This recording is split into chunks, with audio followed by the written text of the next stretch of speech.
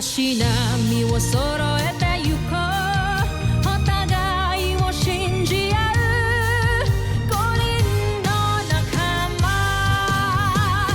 ボルテス5に預けた命飛ぶぜ宇宙の果てまでもみんなの笑顔も持ち帰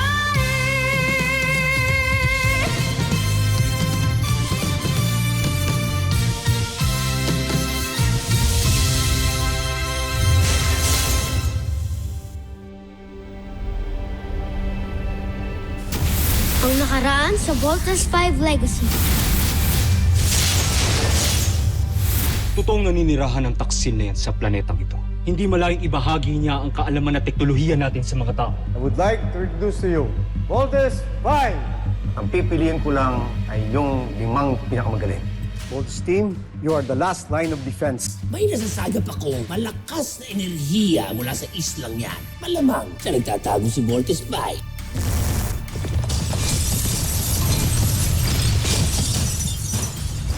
Mga anak, mahal na mahal ko kayo. Mama! Mama!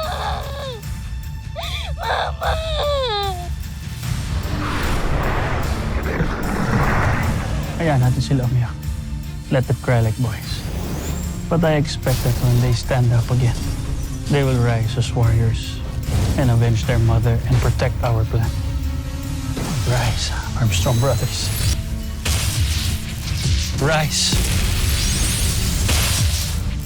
Ulinin niyo akong binigo!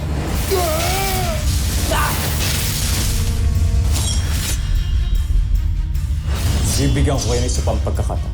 Pinapangako ko, hindi ko na kayo bibiguin pa. Magkamali ka ulit, parurusahan kita.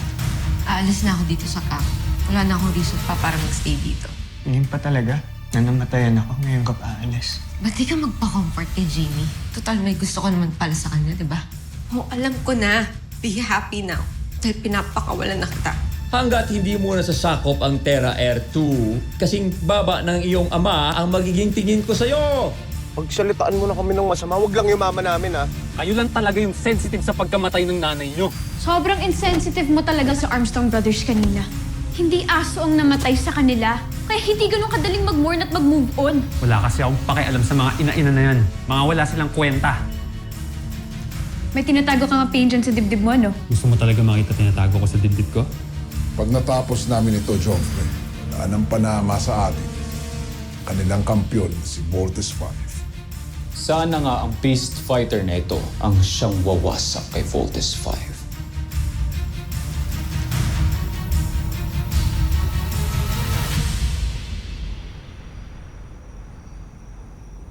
I am really sorry kung nabanggit ko kay Jamie nga tungkol sa nakaraan mo. But she was right. Kailangan talaga maintindihan ka niya. Wala naman ho akong pakialam kung maintindihan nila ako o hindi. Hanggang ngayon pala dala-dala mo pa rin yung nangyayari ng kabataan mo. Sino naman hindi maaapektuhan dun? Sa totoo lang, hanggang ngayon, di ko nga alam ba't kami iniwan ng nanay ko. Gusto mo bang mahalap ko ang nanay mo? Para malaman mo kung ano talaga nangyayari sa kanya. Sige. Papanap ko ang nanay mo and hopefully, maliwanagan tayo kung ano talaga ang nangyari. What if iniwan niya kami para sa iba? What if may iba na siyang pamilya? Anak, yung mas mahal niya kaysa sa akin. Hindi ko ba mas masakit lang yun? At least, alam mo, kesa hula ka ng hula. Sige, ako na ang bahala. At ikaw, pahinga ka na. Tulog ka. Salamat sa coffee. Dr. Smith. Thank you po.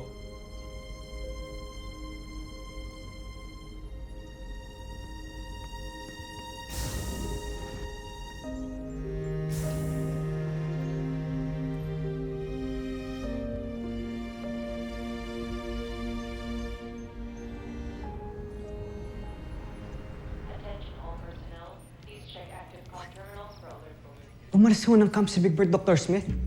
Yan ang report sa akin ng security. Lumabas si Big Bird sa main gate, papuntang mainland. Ano kayang gagawin niyo doon? Baka magpapalipas lang siya ng init ng ulo? Ano, gusto mo siya sundan? Hey, wait. Hayaan niyo siya. The guy's been through a lot. Kailangan din makahinga ni Big Bird. Like all of them. Engineering crew report to 50. Engineering crew report to 50.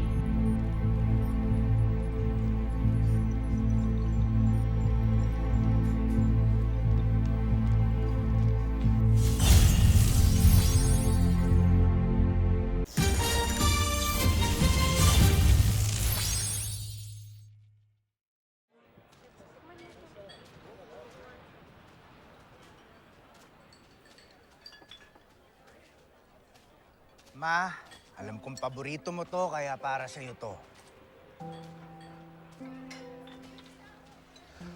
Sir, ito na po yung change niyo. Thank you, ganda. Halika, upo ka muna. Sir, hindi po pwede sa amin eh. Akong bahala. Sagot kita sa boss. Huwag ka na maarte.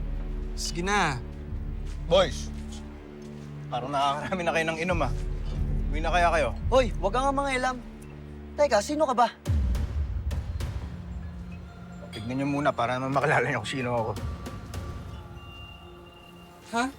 Sundalo ka ng Earth Defense Force? Stig, di ba? Kaya kung ako sa inyo, magdalawang isip na kayo sa mga susunod yung gagawin. Alam mo, ang yabang mo eh, no? No touching! Ah! Uy! Sabi na no touching eh! Loko! Pasikat ka, ha? Ulit mo, ha? Ano? Maayos na kayo!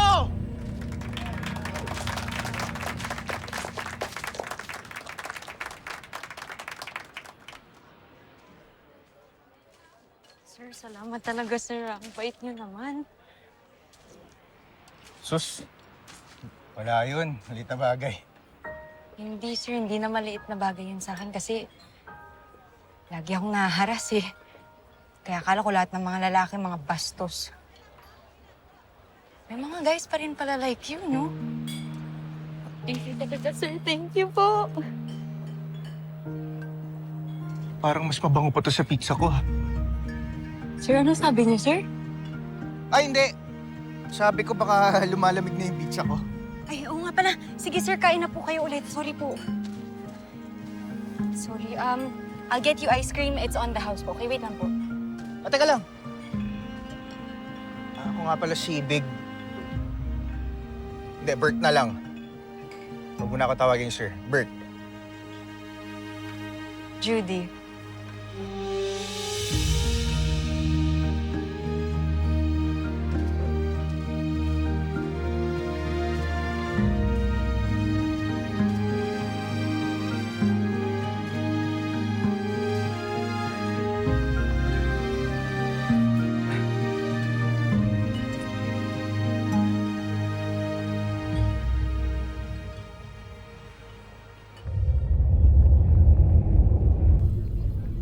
Nasakop na ng Buzan Najmi Imperium ang halos lahat ng planetang may buhay sa Sansinukob. Maliban sa Terra Erto.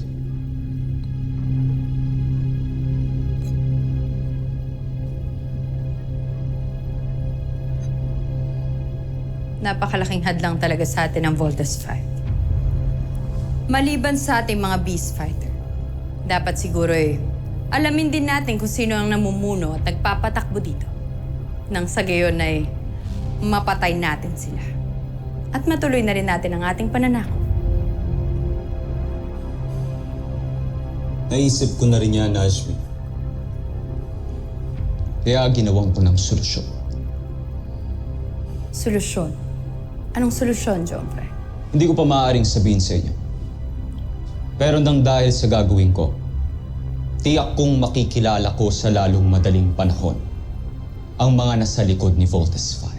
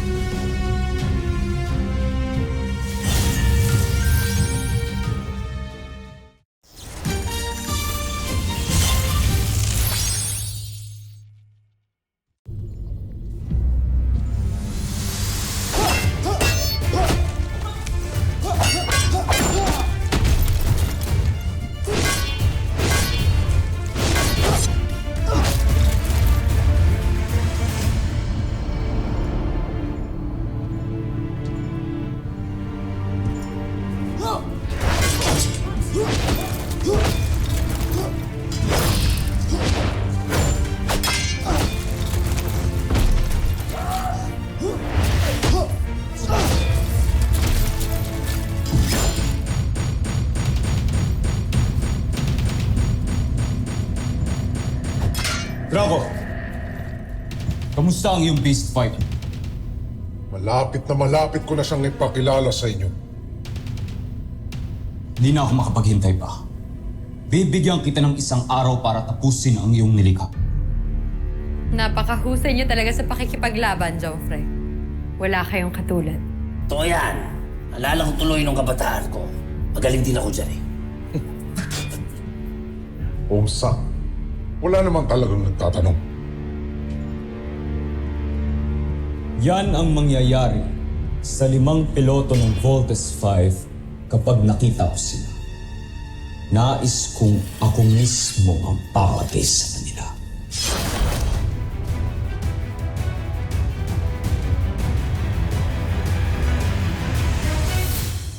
Alam mo, Judy, simula nung nawala si Mama,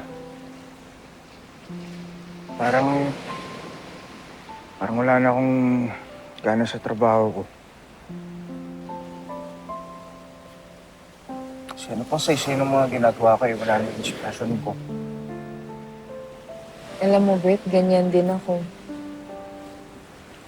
Nagtatrabaho na lang ako ngayon para mabuhay. Kaya mas malungkot lang.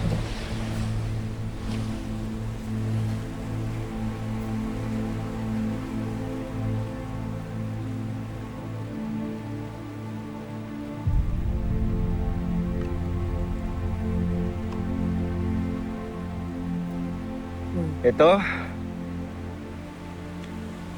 para sa mga taong gaya natin na iniwan ng mga mahal nila sa buhay. Uy.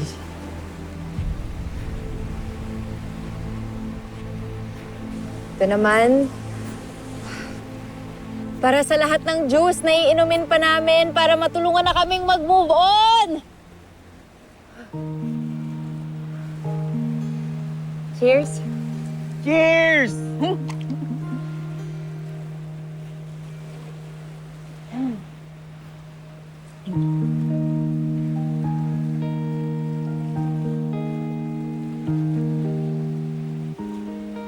Mo, Judy, ikaw pa lang yung babaeng nakakausap ko na ganito katagal bukod sa mama ko.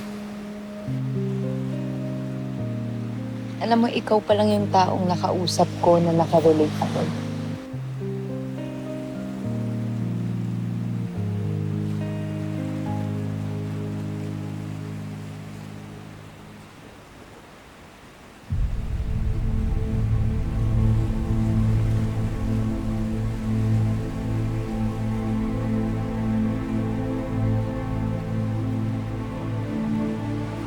Sorry.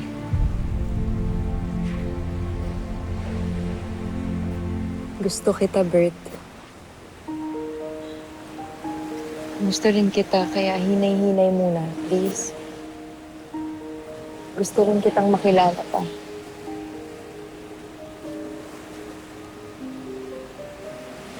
Sige. Gusto rin kitang mas makilala pa.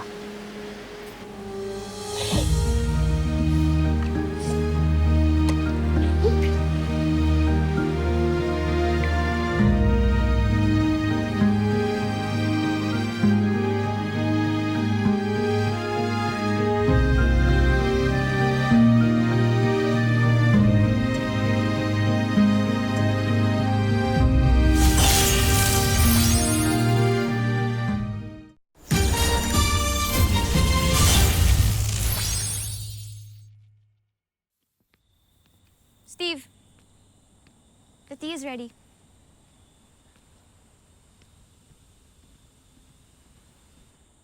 Saan na nakarating yun si Big Bert?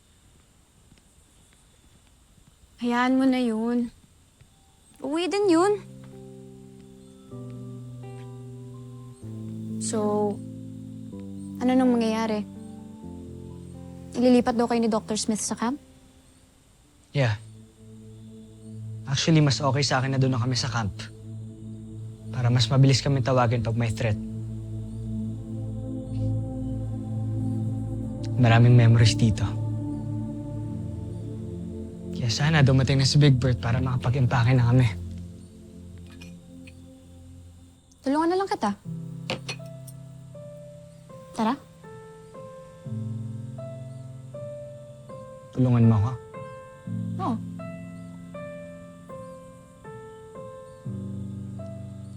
Bait mo naman. Bakit naman ako hindi magiging mabait sa'yo? Kaibigan kita. Kababata pa kita. Oh, so ano yung rason? Bagay. Pero ikaw, friend ba yung tingin mo sa akin? I'm sorry, what? Ha?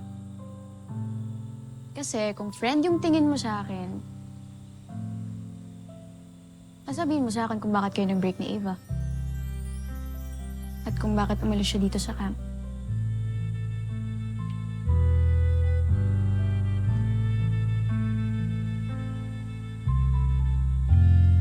Oh. O bakit di ka makasagot ngayon? Kung may problema, no? So, tama nga yung mga kapatid mo nung sinabi nila na may crush kang iba. Sino na nga kasi? Sabihin mo na nga kasi sa akin. Sige na. I'm sorry, pero feeling ko this is not the right moment to talk about it.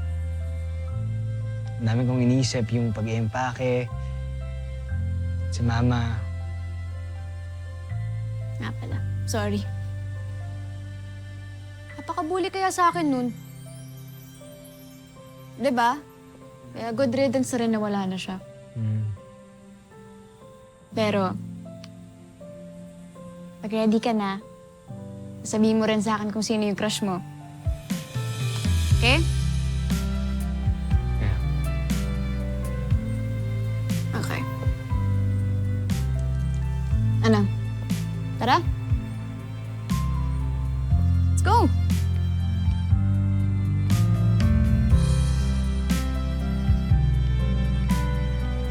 Commander Armstrong, let's go! Yes, ma'am.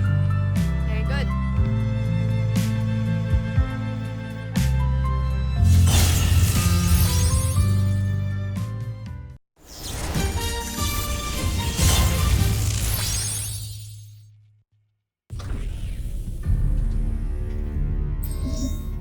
Aking mahal na alagad, ano ang iyong balita? Magaling. Mahusay at ginawa mo ang iniutos ko sa'yo. Umaasa ako na sa susunod nating pag-uusap ay may maganda ka muling balita. Joffrey, sino ang kausap ninyo? Ang aking espiya na ipinadala ko para makisalamuha sa mga tao. At may maganda siyang balita. May paraan na para malaman natin kung sino ang 5 piloto ng Voltes 5.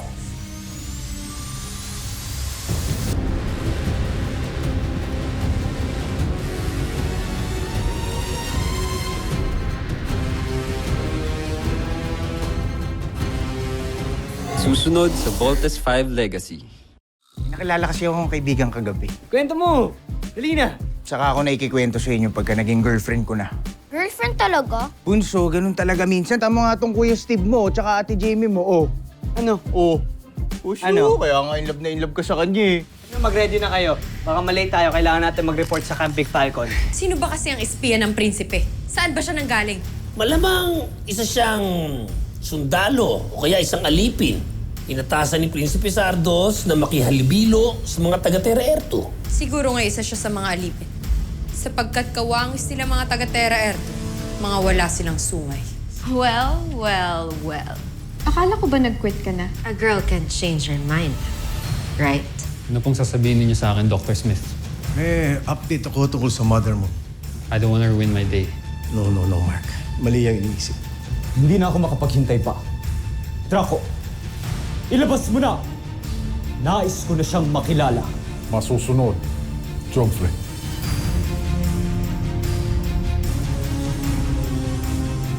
Is that for me? Akala ko umalis ka na.